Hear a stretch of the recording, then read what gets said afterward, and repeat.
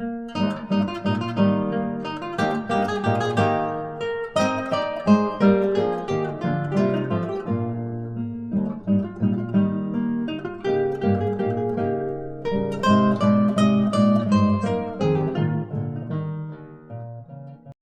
bien, pues muy buenas tardes.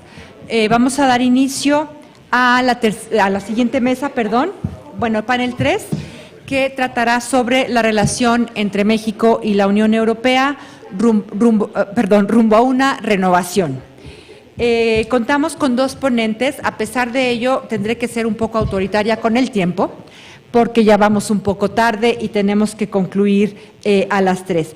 Así que pasaré primero con Luis Guacuja Acevedo, quien es candidato a doctor en Derecho e Integración Europea por el Instituto Universitario de Estudios Europeos de la Universidad Autónoma de Barcelona. Ha dado clase en la Universidad de La Salle, es investigador en el Centro de Estudios de la Unión Europea en la Universidad Popular Autónoma del Estado de Puebla y asesor de la Comisión de Relaciones Exteriores de la Cámara de Diputados y de la Comisión de Relaciones Exteriores Europa de la Cámara de Senadores. Así que tiene experiencia académica y práctica. Y entre sus publicaciones podemos mencionar algunas de las últimas: la cooperación Unión Europea, México en una encrucijada, y el polémico acuerdo comercial contra la falsificación en Latinoamérica. Así que sin más, le doy la palabra a Luis con 15 minutos, por favor. Bueno, muchas gracias. Muchas gracias a la doctora Ana Covarrubias y al Colegio de México por la invitación, y en especial a Gunther Mayhold, titular de la Cátedra Guillermo y Alejandro von Humboldt. Y también me sumo a los agradecimientos por el esfuerzo de Gunther estos años, sobre todo en estos temas relacionados con la Unión Europea. Bueno, pues haré un pequeño repaso sobre el proceso de revisión del acuerdo México-Unión Europea que se ha planteado, el momento actual de la relación y cuáles deberían ser los temas que debiesen estar en la discusión de esta revisión del acuerdo México-Unión Europea, que ha cumplido más de 17 años de que se firmó y más de 14 de haber entrado en vigor. Creo que se ven muy poco grandes las láminas, pero bueno, el acuerdo México-Unión Europea, que se firma en 97, el 8 de diciembre, pues es una consecuencia de después de la caída del muro de Berlín. El mundo en términos económicos se modificó de manera importante. Tres grandes bloques estaban en la escena mundial: Asia por un lado, Europa por otro y América del Norte.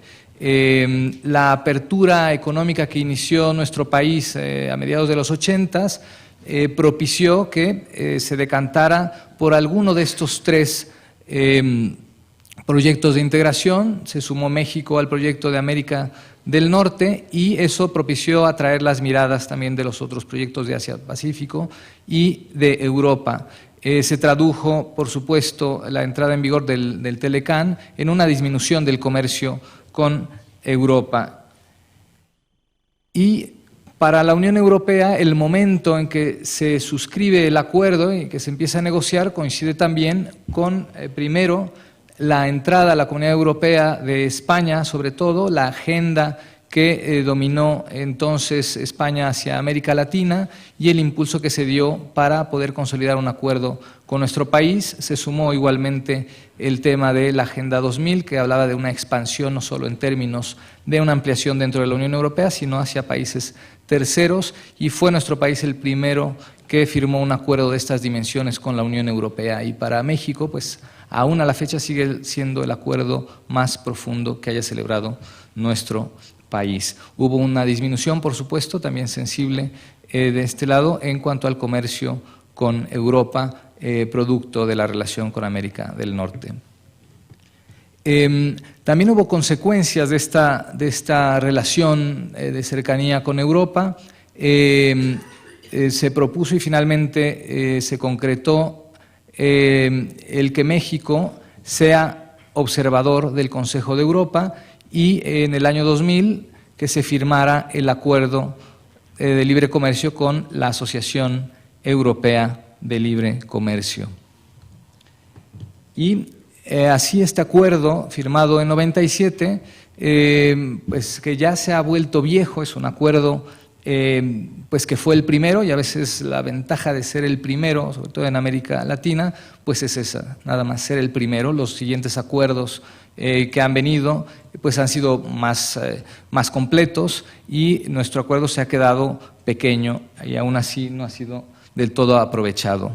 Algunas características importantes del acuerdo, empezaría por el nombre: es un acuerdo de asociación económica, concertación política y cooperación. Este es el nombre oficial. Me llama y me ha llamado la atención que se hable luego del telecue. El telecue no existe, jurídicamente no existe. Esto es una invención de la Secretaría de Economía, porque no existe, es un acuerdo global. Lo que existió, eso sí, en 97 fue un acuerdo interino que se firmó, pero su nombre lo dice, interino, que su vigencia era hasta que entrara en vigor el acuerdo global. Y este sí, era solo de comercio, porque, digamos, en avanzada se lanzó este acuerdo para que fuese aprobado rápidamente, tanto por el Senado mexicano como por el Parlamento Europeo.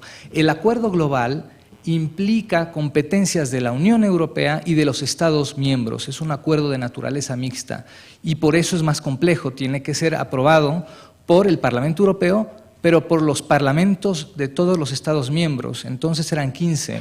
Ahora, parte de la complejidad de revisar el acuerdo es que tendrá que ser aprobado por los parlamentos de 28 Estados miembros. Pero insisto, el telecue no existe. Otro tema importante es el tema de la cláusula democrática, un tema inédito para nuestro país, que causó mucho ruido entonces, que hubo mucha oposición de la parte política de México, que propició incluso una me parece que penosa declaración a título unilateral de México, haciendo alusión a los principios de la política exterior mexicana, de no intervención y estas cosas. Pero bueno, la cláusula democrática no dice otra cosa más que, primero es el fundamento del acuerdo, pero se refiere a que las partes se someten, digamos, a los principios democráticos y de derechos humanos tal como están establecidos en la Declaración Universal de los Derechos Humanos, y hasta donde yo sé México es parte de la ONU, entonces no sé por qué tanto tema ahí. Bueno, ahora tiene otra dimensión esta cláusula, seguirá ahí y tal vez con un poco de más fuerza. Otro tema particular de este acuerdo es el tema institucional, ¿sí? Y el tema de diálogo político que se da en distintos niveles. Y finalmente, la propia estructura del acuerdo tiene notas particulares en cuanto al seguimiento que se le da al acuerdo. Bueno, pues esto que mencionábamos, 17 años de su firma, 14 años de la entrada en vigor del acuerdo, y el estado actual, desde mi punto de vista, es este. Estamos pasando por un invierno frío en la relación, que coincide con este proceso que llevará a la negociación del acuerdo México-Unión Europea, pero que se han sumado una serie de circunstancias. Una es que, bueno, pues la Unión Europea tiene sus propios distractores, y sus propios distractores podemos mencionar primero el Acuerdo Transatlántico de Comercio e Inversión, que se negocia y ya está en su 8ª ronda de negociación esta semana con los Estados Unidos de América, un acuerdo bastante complejo y que necesariamente incidirá en la relación con nuestro país. También la Unión Europea está negociando una serie de acuerdos con Asia, con Singapur, con Filipinas, con Japón, y eso tiene muy distraídos a una serie de funcionarios de la Comisión Europea. Y del lado mexicano, pues también tenemos nuestros propios distractores. Me parece que se ha sobrevalorado, por ejemplo, el acuerdo de la Alianza del Pacífico, que tiene sus tintes interesantes, pero no como mediáticamente se muestra, ¿no? Hay otros temas que llaman la atención que estén ausentes. Acaba de ser la cumbre de la CELAC hace unos días, y lo que llama más la atención es que en el informe de gobierno, en el apartado de política exterior, no se mencione en ningún momento la CELAC, ¿no? Entonces, y el tema europeo pareciera que no es la prioridad. Desde que Peña Nieto era presidente electo, hizo una gira por Europa, Yo digo que pues, una buena agencia de viajes le programó la gira, porque sí, fue a París, a Londres, a Berlín, a Madrid, pero no pasó por Bruselas. Y esto encendió los focos rojos de Europa. Y bueno, sí, ha ido 2 veces al Vaticano y 2 veces a China, pero no ha pasado por Bruselas. Y este año se espera que vaya y es probable que tampoco lo haga. Entonces esto sí tiene un poco, digamos, en la parte simbólica, pues hay una distancia con la Unión Europea.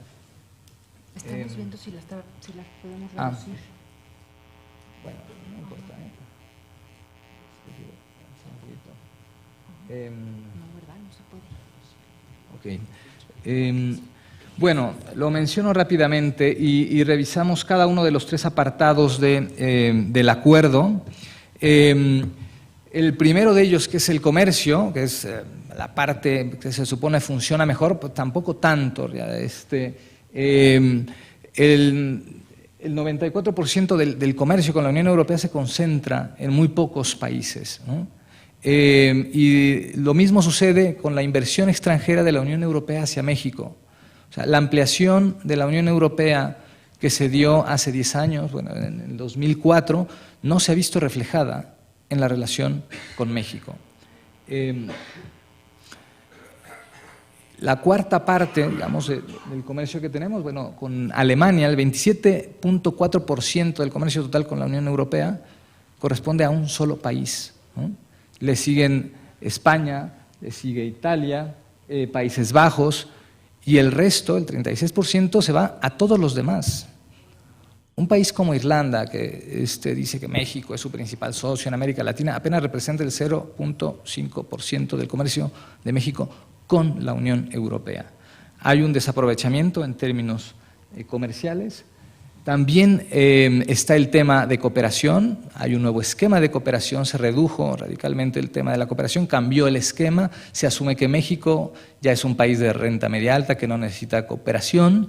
Bueno, hay quien cuestiona este tema y el asunto es que bajo este nuevo esquema de cooperación que trata de ser más eficiente, México tampoco termina de completar un proceso que viene de una ley que entró en vigor en 2011, la Ley de Cooperación Internacional para el Desarrollo. Todavía no se entiende, están haciendo todavía modificaciones en la MEXID, un presupuesto obscenamente raquítico para la Agencia Mexicana de Cooperación que impide que realmente podamos jugar en el terreno de cooperación internacional para el desarrollo.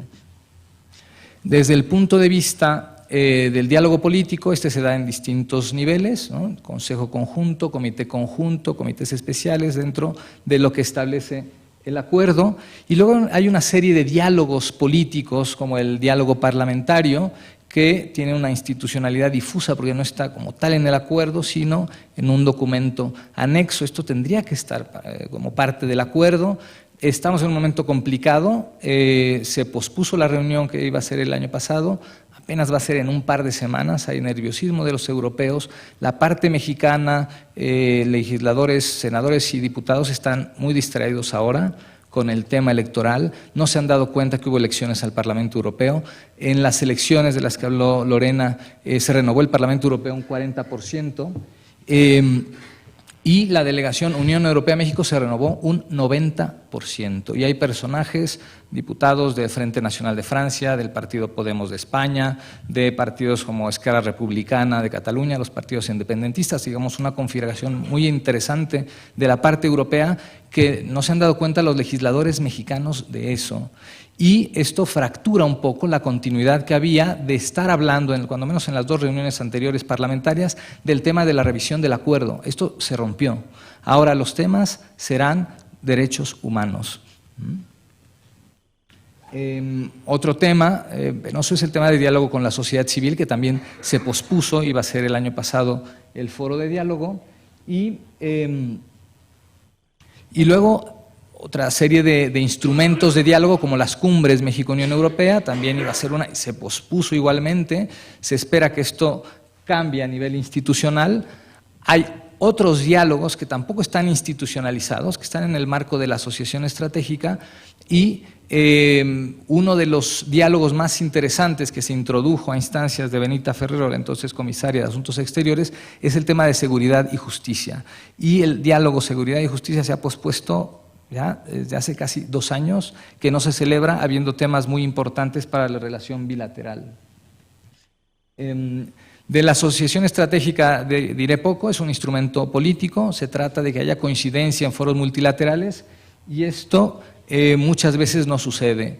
El Royal Egmont Institute hace un análisis interesante, o hizo hace unos años, sobre las asociaciones estratégicas de la Unión Europea. Lo que existe realmente son estrategias específicas con países específicos. No existe una política como tal de asociaciones estratégicas. Y con México particularmente, pues hay duda en muchos de los temas multilaterales que debían existir y que no hay. Luego ha habido contradicciones, una ausencia de diálogo. Pongo yo un ejemplo al final, que es el de Croacia. Croacia, el país 28 que se incorporó a la Unión Europea, pero que no es parte de nuestro acuerdo por una irregularidad administrativa. Entró en 2013, desde 2011 o 2012 se debió haber firmado un protocolo que debió haber pasado por el Senado para cuando Croacia se incorporase formalmente a la Unión Europea se tuviese como parte del acuerdo. Esto no ha sucedido, estamos en 2015. Esto habla del desinterés mutuo en la relación y de un descuido. Después del acuerdo con México vinieron una serie de acuerdos con países de Centroamérica, con Perú y Colombia, pero el acento, digamos, está en los acuerdos, el que ya se suscribió con Canadá y la 8ª ronda de negociación del acuerdo con Estados Unidos. ¿Qué es lo que se plantea para la revisión? ¿Cuál es la propuesta que tendría que estar ahí? Bueno, evidentemente incluir los 3 pilares. Hay un documento que recién salió, después de que se está trabajando desde 2013, el Joint Vision Report, un documento de visión conjunta que yo he hojeado y que deja mucho que desear. Es un documento muy tibio y bueno, pues hay que esperar además, es un proceso largo.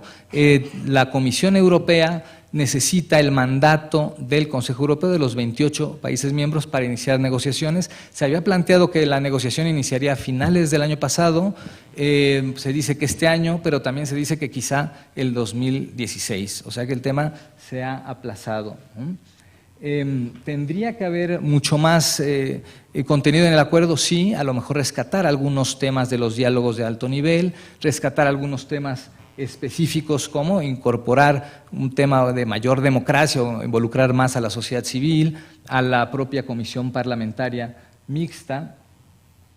Y un tema que no hay que perder de vista es el nuevo contexto de la relación América del Norte Unión Europea. Si bien no es posible pedir que nos suban a la misma negociación con Estados Unidos, lo que sí podría suceder es que se negocie en paralelo, porque el acuerdo con Estados Unidos nos va a afectar necesariamente. Y de esto ya habló Lorena Ruano, la Unión Europea tiene una nueva fisonomía y lo que tendríamos que esperar es que, bueno, que los funcionarios mexicanos ya estén tocando a la puerta desde hace un par de meses de los nuevos funcionarios de la Unión Europea. Desgraciadamente hay temas que han enfriado la relación, el tema Ayotzinapa ha golpeado mucho mediáticamente a México. En la cumbre del G20 se encontraron el señor Juncker y Peña Nieto y el señor Juncker evitó hablar con Peña Nieto. Federica Mogherini iba a venir a la cumbre iberoamericana y canceló. La señora Malmström, que es la comisaria de Asuntos Comerciales, la que va a llevar la batuta en el tema de la negociación, no olvidemos que antes fue comisaria de Derechos Humanos. El tema Ayotzinapa pesa bastante. Y aquí está el tema de derechos humanos. Ese es el contenido de la cláusula democrática, ¿no? Que ahora tiene otra dimensión, porque a partir del Tratado de Lisboa, la Carta de Derechos Fundamentales de la Unión Europea entró en vigor y eso le da otra dimensión a los derechos humanos del lado europeo y del lado mexicano también en 2011 esta reforma constitucional. Llamo la atención en el último punto. La primera sala de la Suprema Corte de Justicia de la Nación ha interpretado este tema de la reforma constitucional en materia de derechos humanos en el sentido de que un acuerdo, aunque no sea per se de derechos humanos como es el de la Unión Europea, si contiene una cláusula como la de derechos humanos, entonces esa cláusula debe interpretarse a la luz de la reforma constitucional. Creo que los europeos no se han dado cuenta de esta dimensión, ¿no? Los politólogos y los economistas me dirán, eso no importa, pero los juristas somos más testarudos. Esto va a hacer mucho ruido en la negociación. Y esto acaba de pasar hace rato. Los padres de los normalistas de Ayotzinapa estuvieron hoy ante la Comisión AFET, en la Subcomisión de Derechos Humanos. El eurodiputado Couso hizo unas declaraciones muy fuertes. Él vendrá en 2 semanas. El tema de derechos humanos, el tema de Ayotzinapa está ahí presente y se escribe con A de Acteal, porque en el año 97, este tema, el 22 de diciembre de ese año, cuando se había firmado el acuerdo y estaba en proceso de negociación, pues sí levantó las cejas de más de un diputado, eurodiputado y de jefes de Estado en la Unión Europea. Este tema va a complicar demasiado el asunto de la relación y evidentemente va a estar presente. Malala Yousafzai, ahora la Premio Nobel de la Paz, fue Premio Sájarov, es el reconocimiento que da la Unión Europea a la libertad de conciencia. Llama la atención que es una defensora de la educación. El tema de Ayotzinapa tiene que ver con ese tema. Es todo. Muchas gracias.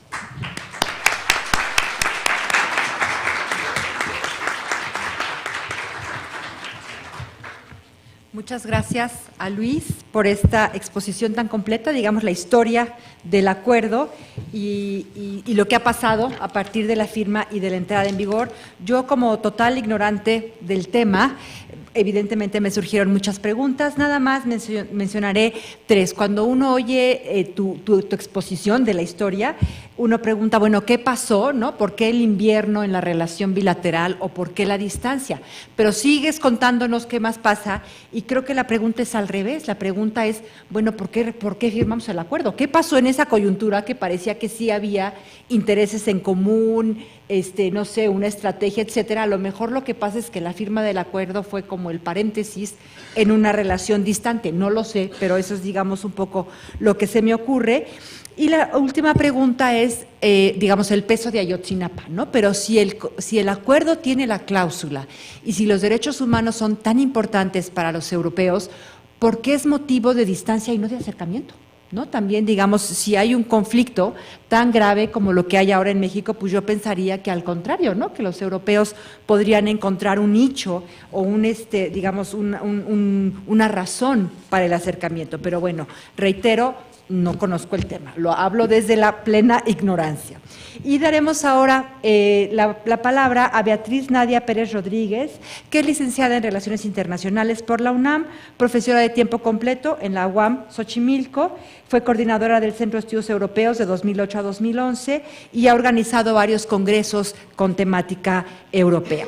Sus líneas de investigación son el concepto de desarrollo en Europa, cooperación para el desarrollo México-Unión Europea, relaciones birregionales Unión Europea-América Latina y el Caribe, políticas migratorias de la Unión Europea, inclusión social y gobernabilidad en las relaciones México-Unión Europea. Y entre sus publicaciones destacamos las políticas de migración de la Unión Europea, en donde fue coordinadora, y el desarrollo de la visión europea, aprendizaje para el mundo. Ya la conocemos aquí en el colegio, así que bienvenida de regreso. 15 minutos, por favor. Muy bien, gracias. muchas gracias. Muchas gracias. Sobre todo, inicio agradeciendo la invitación y la oportunidad de estar aquí con ustedes. Y además también agradezco que hemos tenido un buen curso de actualización. Muy, muy interesante para mí el estar hablando sobre estos temas. Me encanta la Unión Europea, pero creo que hay que empezar a ver para qué nos sirve hablar de Unión Europea en México. Y es un poco hacia lo que voy a empezar a presentar. También quiero hablar sobre el título que le han puesto al seminario. Es un título que además hay que ser muy cuidadosos cuando estamos revisando cada uno y cuando estamos elaborando estos títulos. Dice Europa en la poscrisis con signos de interrogación. Eso quiere decir que es una pregunta y que necesita una respuesta. ¿Ya está en la poscrisis? ¿No está? Y además yo anexaría qué tipo de crisis estamos hablando de la Unión Europea. Se hablaba 2011, 2012 de una crisis principalmente económica. Ahorita creo que estamos hablando más de una crisis política e incluso algunos temas de seguridad que por lo general no se han mencionado mucho el día de hoy, pero que tiene que ver con lo de Charlie Hebdo y demás, en las cuales están generándose estas propuestas de evitemos ya lo que es Schengen, vayámonos a las fronteras nacionales nuevamente, o si lo dejamos abierto con estas revisiones aleatorias muchísimo más estructuradas, pero que el enemigo ya no está fuera. Lo que están considerando muchos europeos es de que son franceses, qué es lo que está sucediendo en la sociedad europea. Entonces, creo que desde ahí hay muchas preguntas muy interesantes que nos plantean en el título.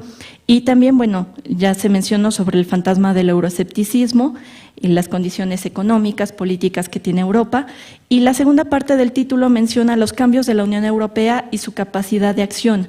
Y es aquí donde entra sobre todo la relación bilateral México-Unión Europea. Tengo la fortuna de ser la última en las presentaciones porque ya me dieron la pauta de muchas temáticas que se iban a considerar, pero también es una desfortuna porque ya dijeron mucho de lo que yo tenía que decir. Entonces, bueno, va a ser breve, eso espero, en cuanto a la temática sobre la relación México-Unión Europea. Para empezar, yo creo que hay que hacer mayor énfasis en la importancia de los estudios de Unión Europea en México. No nada más estamos hablando del contexto internacional. Por lo general nos vamos a zonas geográficas que son muchísimo más cercanas a nuestro país. Tenemos frontera con América del Norte, tenemos frontera con América Latina y tenemos que revisar esas temáticas porque esas fronteras no van a cambiar. Pero de repente en relaciones internacionales nos vamos incluso a otros temas de moda. Se hablaba de China, se hablaba obviamente de situaciones internacionales que están cambiando estos polos de poder. Obviamente China en el aspecto comercial, lo de Rusia, lo de Ucrania, Medio Oriente, que siempre ha estado ahí presente, y qué pasa con la Unión Europea y como para qué vamos a estudiar Unión Europea en México.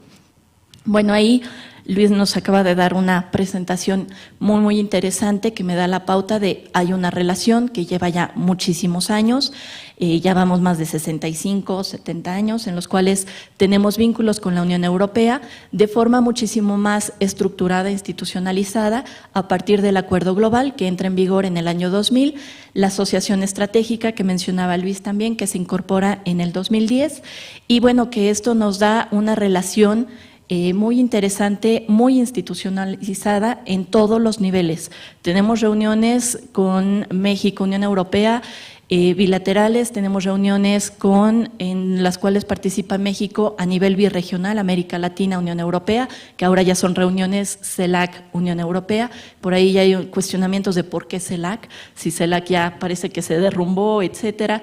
Cuestiones de agenda desde la primera cumbre birregional, en la cual primero se reúnen de forma birregional, CELAC, Unión Europea en Santiago de Chile en 2013 y después se reúne CELAC, hace su primera cumbre.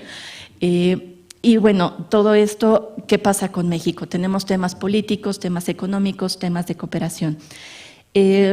Bueno, los debates entre sí, ¿cuáles son? Sí, bueno, los debates que se ha llevado sobre la relación México-Unión Europea, por lo general, por supuesto, tenemos que establecer cuáles son los hechos, cómo se ha venido dando. Tenemos algunos artículos que yo les puedo recomendar muy buenos de la doctora Lorena Ruano sobre la política México-Unión Europea, de la doctora Ana Covarrubias sobre México y sobre todo esta perspectiva de metas, de factores internos, de cuáles son las estrategias de la política exterior mexicana, pero también estos debates en cuanto a la relación bilateral se han estado enmarcando en si somos prioritarios uno para el otro.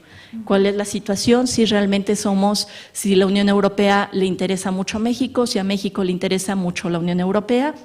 Y creo que siempre llegamos a una conclusión en la cual el primer tema, la prioridad de los dos actores no lo somos, pero creo que hay que profundizar un poco más para decir por qué es lo que está sucediendo. ¿Qué es lo que ha sucedido con la relación bilateral? Bueno, lo primero se planteaba cuando se da esta negociación del Acuerdo Global, se hizo una publicación en 2010, a los 10 años de la entrada en vigor, y era muy interesante esta publicación desde mi perspectiva porque escriben quienes hicieron la negociación, tanto de la parte europea como de la parte mexicana, Zabludovsky y Falkenberg, y ellos lo que dicen es meramente eran las condiciones y el contexto internacional que había en el momento, estaban ya en una cuestión de luchas de mercados, de estos bloques comerciales, y México acababa de firmar el Telecán y entonces la Unión Europea iba a quedar muy lejana de lo que era este mercado mexicano. Se plantea en un principio, y es el argumento para muchos, si revisamos esta relación como una diversificación comercial. ¿Qué es lo que ha sucedido? Obviamente no tenemos esa diversificación comercial. Sí hay un incremento en los intercambios económicos, comerciales y demás, pero era muy poco lo que teníamos y que se acrecentó un 222%, etcétera, pero si estábamos partiendo de un parámetro muy pequeño, pues ese 222 sigue siendo muy poco para realmente ser una alternativa a lo que tenemos de nuestros flujos comerciales tradicionales. Otra de las perspectivas tenía que ver con el aumento de la inversión, que viene por ahí un artículo muy general. En el tratado sí se da estos aumentos, no en las condiciones que se busca esta inversión para México, que genere desarrollo. Creo que el mejor ejemplo podríamos establecer lo que es la venta de la banca mexicana hacia el capital español, en el cual hay un gran interés, hay esta inversión que ingresa, pero no genera empleo, incluso genera hasta despidos. ¿Por qué? Porque los altos directivos ya no son mexicanos, sino que son españoles que vienen. Bueno, tanto en el comercio como en la inversión se establece, como ya lo mencionó Luis, con pocos estados de la Unión Europea. Son 28 estados y de esos 28 nuestra relación está principalmente con 8 de ellos, ¿no? En el diálogo político, que es otro componente del acuerdo global, se han intensificado todas las reuniones bilaterales a diversos niveles, pero insisto, hay varios colegas que mencionan que dicha institucionalización no refleja realmente un dinamismo en los vínculos bilaterales. O sea, realmente tenemos muchas reuniones, pero esas reuniones no vemos que tengan muchas cuestiones concretas, avances, que digamos, esta relación cada vez está siendo más fortalecida. En el componente de cooperación, al principio, pues obviamente se hizo una evaluación, se hizo la inclusión incluso de algunos proyectos como Pródesis, que fue muy interesante desde mi perspectiva porque fue para una entidad federativa en exclusivo, para Chiapas. Se hace enmarcada en una relación de 50-50, es decir, que la Unión Europea da el 50%, el México da el 50% para los proyectos que se desarrollen en México. ¿Qué es lo que sucede con la cooperación? Se da principalmente hacia la promoción de comercio y la promoción de pequeñas y medianas empresas, ¿no? Tenemos Protelecuem, hay Prosei, algunos otros proyectos que son los que más le dan impulso, aunque existen algunos otros. Hay todo lo que son estos diálogos sectoriales, que también creo que son interesantes, pero que falta mucha difusión de lo que se ha estado trabajando en el tema. Me voy un poco hacia asociación estratégica, porque es otro de los instrumentos que tiene la relación bilateral. Es muy cuestionada cuando se da el planteamiento, primero porque dicen que México le está buscando porque Brasil ya se la habían dado y entonces México, donde quedaba en este escenario en América Latina, y también necesitaba que se le reconociera como socio estratégico. También es cuestionada porque el acuerdo global ya tenía un componente político y cláusulas sobre comités especiales que se podían utilizar para incorporar formalmente algunas temáticas que fueran necesarias. La asociación estratégica no pasa por el Senado, no tiene ratificación, no es vinculante, es un acuerdo en el cual dicen que van a cooperar mucho más en el ámbito birregional, multilateral, etcétera. Creo que hay temas que incorpora la asociación estratégica que son muy interesantes, en los cuales se está diciendo dónde México necesita, por ejemplo, utilizar este vínculo que ya está en la asociación estratégica para, a lo mejor, temas en los cuales México tiene que trabajar mucho más. Entre ellos sería el desarrollo regional, que es un tema, creo que es interesante, que es lo que han hecho los europeos.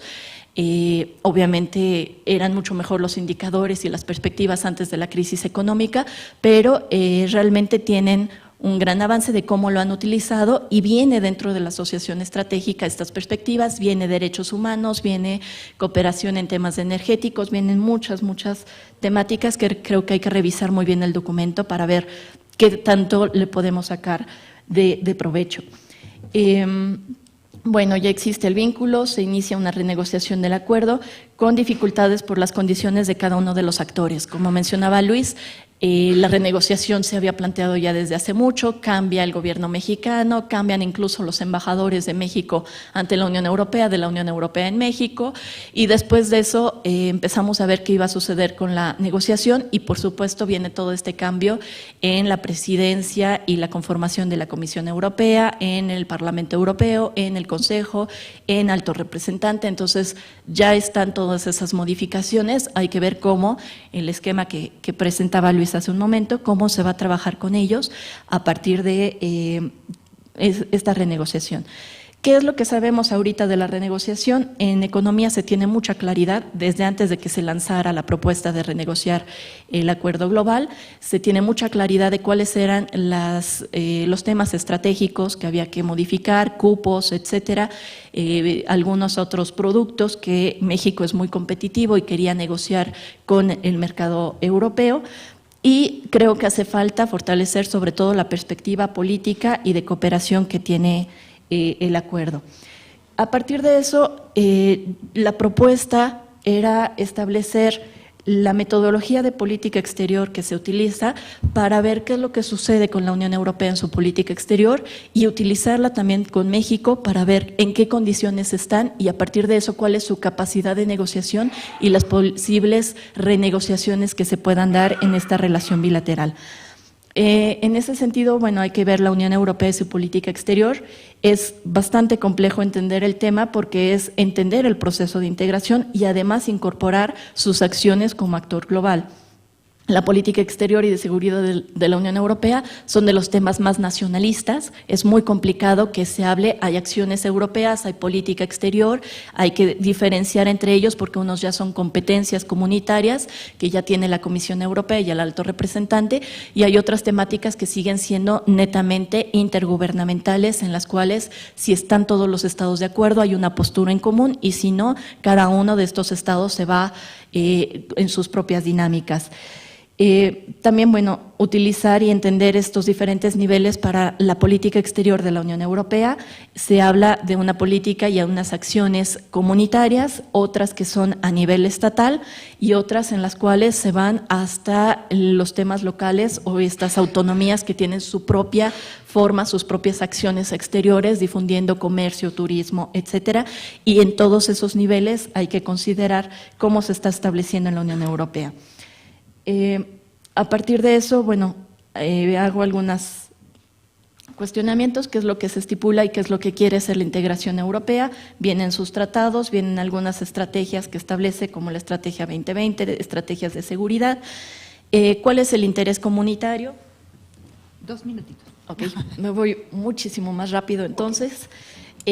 Bueno, la idea es plantear toda esta metodología de cuál es el interés de la Unión Europea, cuáles son sus factores de situación internos, externos, por ejemplo, que estamos en un mundo más interdependiente, cuál es la capacidad de negociación del proceso de integración, cómo es fuerte en temas comerciales, en temas de cooperación a nivel internacional, pero que a veces eso tampoco lo traduce en una gran capacidad para política a nivel internacional, incluso cuestiones de presencia que tiene en el mundo el proceso de integración, que eso no se traduce en poder. A partir de eso, bueno, algunos instrumentos, cuáles son sus instrumentos de política exterior, que tiene estas asociaciones estratégicas con varias partes del mundo, cumbres birregionales, bilaterales, foros, sanciones económicas, etcétera, todo lo que hace el proceso de integración, cuáles son las evaluaciones de cada uno de ellos y obviamente los cambios que viene con Federica Mogherini, cómo se maneja esta perspectiva, incluso en algunos podría hacerse que es una política exterior más reactiva que proactiva, sobre todo en los temas de seguridad, cómo esta institucionalización es una base importante, pero tiene que ver y tiene que ir con la voluntad política que tengan los estados. La supranacionalidad no existe sin el intergubernamentalismo. De ahí se presentaban algunas propuestas y se hace el mismo estudio desde la perspectiva de México. Obviamente México hay que revisar cada uno de estos en el interés nacional, que suena muy lindo decir que es el interés de todos los mexicanos, pero el interés tanto de la Unión Europea como de México tendría que verse más con las élites económicas y políticas y cómo se está vinculando la política exterior a partir de eso. Factores de situación externos e incluso hacer una modificación en cuanto a las condiciones que tiene México, Por supuesto, cuando llega el Pacto por México es una sorpresa muy grata para todos a nivel internacional, una sorpresa que viene acompañada con este memo, este momento mexicano en el cual se dice que estamos muy bien y cómo se transforma, mencionaba Luis, estos casos de seguridad que ha tenido una gran difusión a nivel internacional, pero que también hay que tener claro que los reclamos y las negociaciones se están dando a nivel legislativo. Hay que entender cómo es el proceso de integración y a partir de eso, por qué es el Parlamento Europeo quien hace estas demandas y quien acepta y platica con estos padres de los jóvenes. Se trata también de diversificar la agenda de la política exterior de México, sobre todo de los temas de seguridad, el perfil del secretario, sobre todo en la última administración, es más bien económico, se trata de ir hacia esta perspectiva, sin embargo regresan a los temas de seguridad a partir del caso Ayotzinapa. Bueno, y ya nada más para terminar, la idea es que también hay que revisar todo esto porque estos cambios bilaterales que se hagan en esta renegociación y estas transformaciones va a tener que ver mucho con este vínculo en política interna que tenga México y cómo se da el proceso de integración para ver hacia dónde llega, sobre todo en los temas políticos y de cooperación. Los temas económicos, como estén, creo que ya tienen mucho mayor claridad en esta perspectiva, pero la propuesta era establecer una diferenciación de cómo estudiar la relación bilateral. Muchas gracias. Muchas gracias, Nadia. Una disculpa por el autoritarismo, pero bueno, tenemos que terminar a tiempo. Nos diste toda una visión de lo que tiene, digamos, como instrumentos, estructuras, oportunidades del acuerdo, y me da la impresión de que tenemos un cascarón maravilloso, pero el problema es cómo rellenarlo, ¿no? Digamos, creo que eso fue lo más que me sorprendió, y desde luego esta idea de la asociación estratégica, ¿no? ¿Por qué tenemos ya el acuerdo y reforzarlo con la asociación estratégica? Y tal parece que nos quedamos igual, ¿no? Finalmente no pudimos explotar más todo esto, este instrumental y estructura tan impresionante que se tiene en la relación bilateral. Entonces, bueno, nos quedan 5 minutitos para algunas preguntas de ustedes. Yo en lo personal creo que las dos presentaciones levantan muchísimas dudas, muchísimas preguntas, así que bueno, les pediré, como siempre, que se identifiquen y que sean breves en sus preguntas para poder explotar a los ponentes lo más posible. Gunther. Yo tengo no muy claro qué es lo que México quiere. Porque el primer punto es, ¿cómo vas a querer entrar a negociar con la Unión Europea si la Unión Europea no es capaz de hacer un mandato para la Comisión?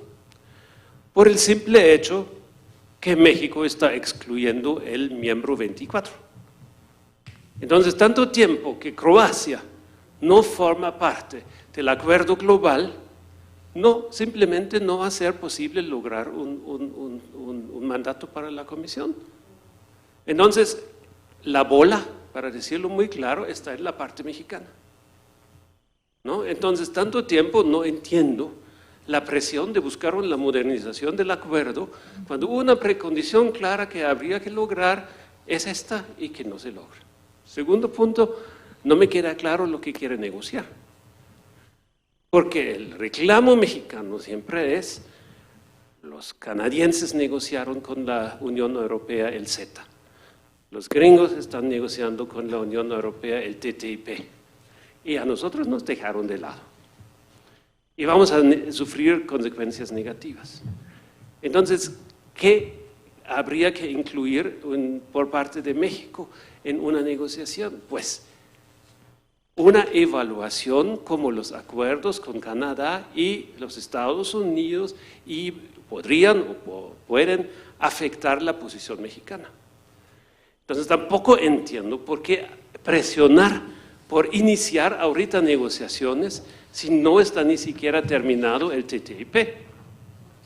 Entonces hay dos razones por las cuales no me queda muy claro por qué México presiona ahorita a una negociación en condiciones políticas de por sí adversas, pero cuando dos precondiciones esenciales no se han dado y no están claras. Muchas gracias, Gunther, por tus preguntas casi existenciales. Sí. ¿Alguien más? ¿No? Bueno, entonces explotamos más a nuestros ponentes. Si quieren, empezamos en orden inverso. ¿Podemos empezar entonces por Nadia? Bueno,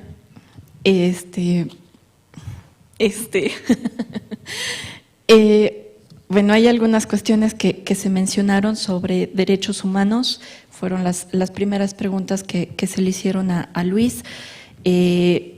La cláusula democrática yo sí quisiera incorporar que es de ida y vuelta. Por lo general, siempre cuando haya una situación en México se le ha dicho a la Unión Europea que por qué no hace uso de esa cláusula democrática, y la respuesta es: se va a hacer uso en algún momento en el cual se dé un golpe de Estado o una situación realmente complicada como para decir vamos a utilizar esa cláusula democrática. Hubo algún momento en el cual también en las reuniones parlamentarias mixtas se utilizaba esta idea de decir, a ver, también los europeos hay una violación de derechos humanos, hay que tomar en cuenta eso y hay que decirles que la cláusula no es únicamente para que los europeos pongan en banquillo de los acusados a México por lo que sucede dentro del país, sino también para que México le diga de repente a la Unión Europea cuando hay alguna violación de derechos humanos. ¿Qué es lo que México quiere? Yo creo que tiene muy claro y que lo que buscaban en un principio era esta negociación en la parte económica.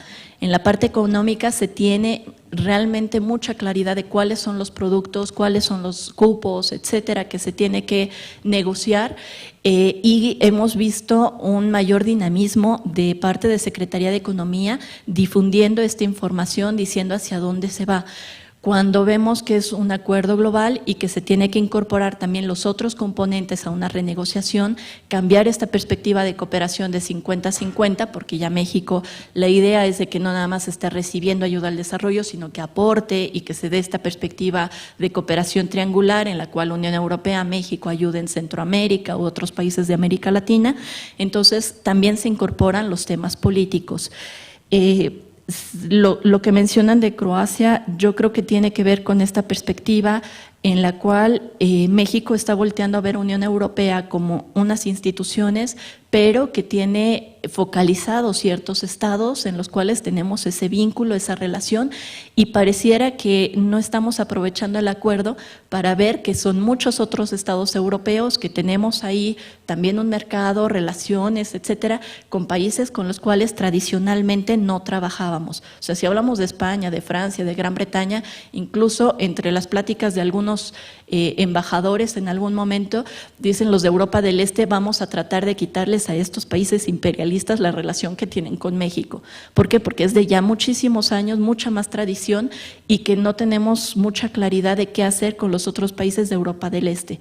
Que creo que ahí el hecho de que estén dentro de la Unión Europea y que tengamos acuerdos con ellos, tenemos que aprovecharlos, tenemos que verificar cuáles son las oportunidades en muchas negociaciones políticas y por supuesto también en estas perspectivas incluso de ciencia y tecnología. Los países que eran de la parte socialista tienen una vinculación y un trabajo muy interesante en cuanto a ciencia y tecnología, que de repente decían algunos en México, bueno, hay que aprovechar esos vínculos que ellos tienen, esa perspectiva, etcétera, en negociaciones bilaterales, aprovechando que están dentro de la Unión Europea, pero mi perspectiva es que están muy lejanos todavía de lo que es esos estados y que tomamos nada más Unión Europea como Bruselas, ¿no? Esas instituciones y esos vínculos.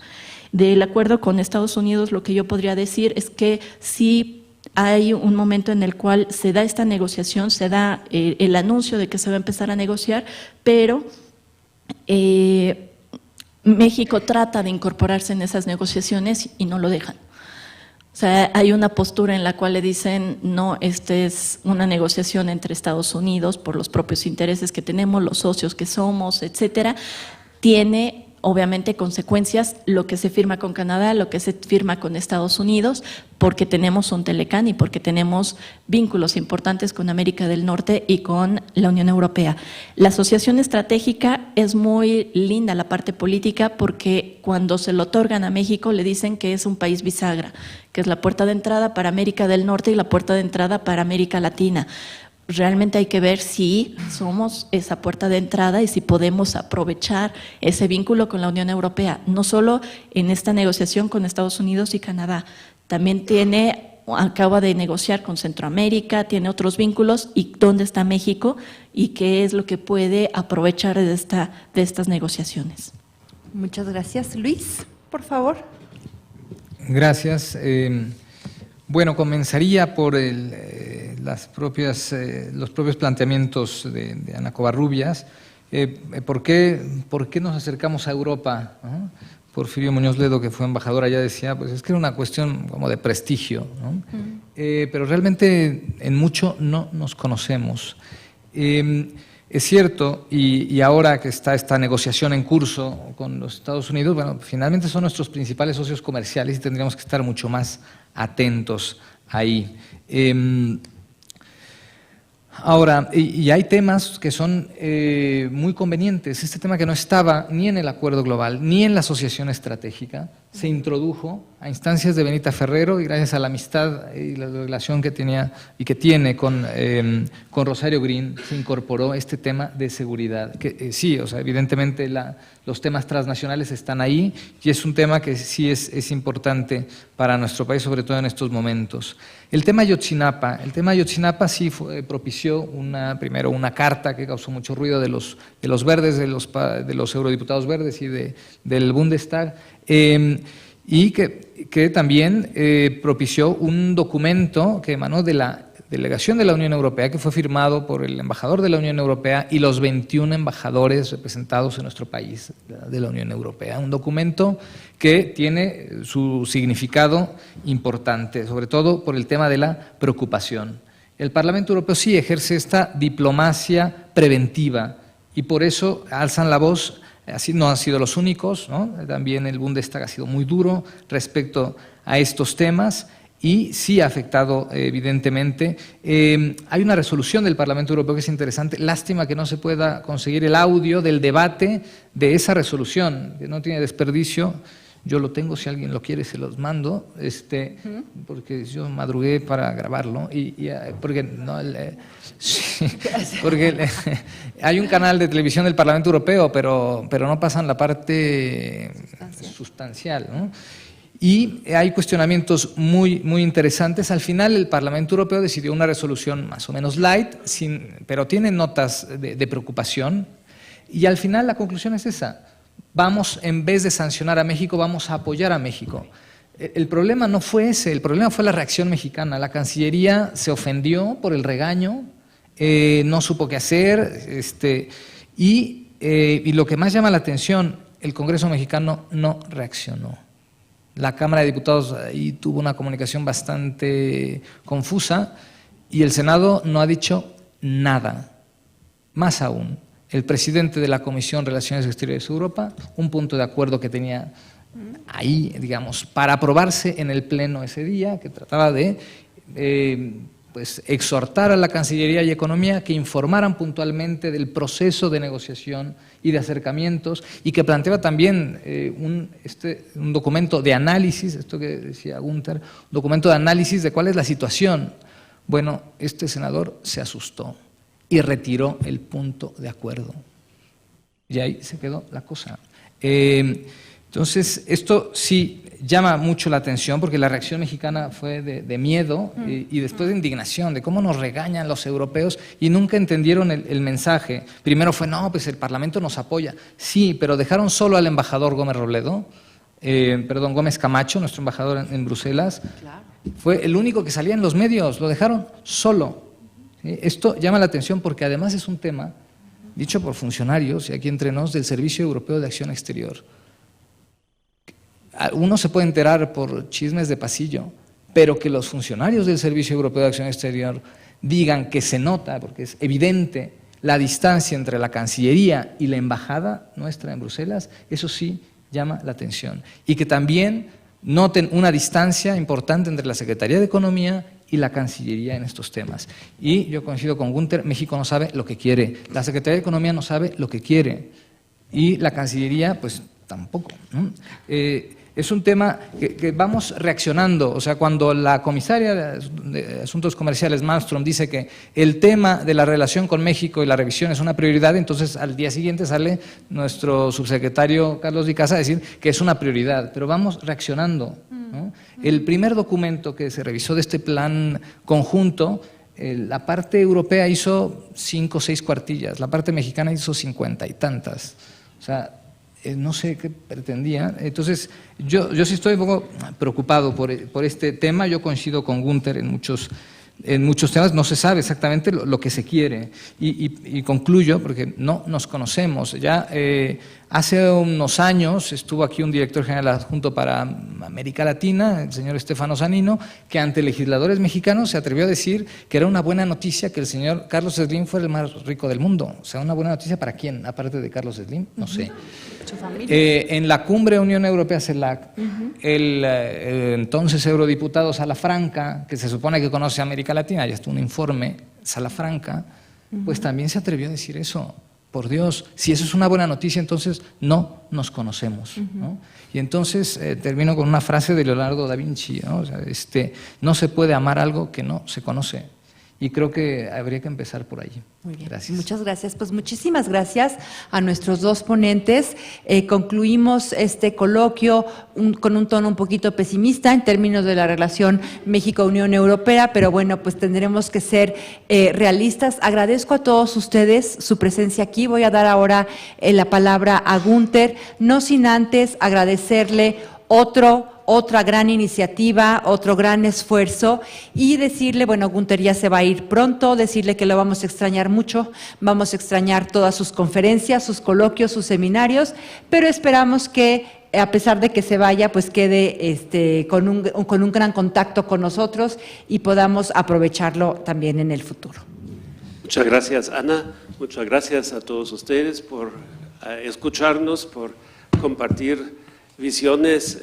Siempre cuando hablamos sobre la Unión Europea, uno termina en algún momento diciendo qué bicho más extraño, porque cada quien tiene el problema de poder contestar una de las preguntas claves que es de la ciencia política, del libro famoso Who Governs? Y si empezaríamos un seminario, ¿quién gobierna? En la Unión Europea creo que nos quedamos corto en un semestre, porque de descifrar eso, tener claro esto, es un esfuerzo magno. Y a este esfuerzo magno tienen que dedicarse no solamente los científicos, mucho más los diplomáticos. Y creo que ahí es un problema clave, que los diplomáticos tienen masivos problemas de entenderlo porque cambia por tema, cambia por área, cambia por interés nacional, etc. Y si no, nos dedicamos con un esfuerzo mucho más fuerte en comprendernos mutuamente, porque la política mexicana tampoco es muy fácil de comprender, entonces no vamos a avanzar. Y creo que pasar de una relación simbólica a una relación sustanciosa es lo que hace falta y es necesario, y a lo mejor en los próximos meses podemos aportar a este proceso. Muchas gracias a todos. Te lo encargamos, ustedes. Günther.